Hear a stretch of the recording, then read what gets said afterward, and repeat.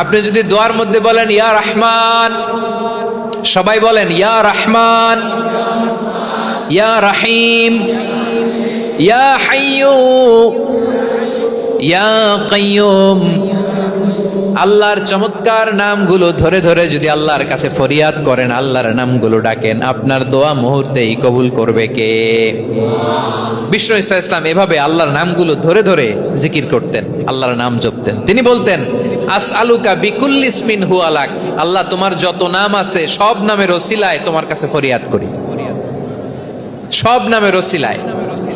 আনসালতাহু ফি কিতাবিক, যে নাম তুমি তোমার কিতাবে নাজিল করেছো। আও আল্লামতাহু আহাদাম মিন খালকিক, অথবা তোমার কোন সৃষ্টিকে তোমার নাম তুমি জানিয়েছো।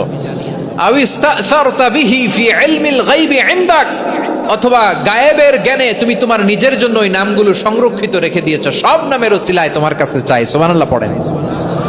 তার মানে আল্লাহ তোমার যে নামগুলো আমরা জানি এগুলার ওসিলায়ও চাই, যে নামগুলো আমরা জানি না সেগুলোর ওসিলায়ও চাই। আল্লাহর সব নাম আল্লাহ আমাদেরকে জানায় নাই, কিছু নাম জানিয়েছেন, কিছু নাম তিনি জানান নাই। সুবহানাল্লাহ বলেন। আল্লাহ তাআলা তার কিছু নাম কোরআনে উল্লেখ করেছেন, কিছু নাম স্পেশাল কিছু নবীদেরকে জানিয়েছেন, আর কাউকে জানান নাই। কিছু নাম তিনি কিয়ামতের দিন আমাদের সামনে প্রকাশ করবেন যে এইটাও আমার একটা নাম, এটা তোমরা কেউ জানতা না। সুবহানাল্লাহ।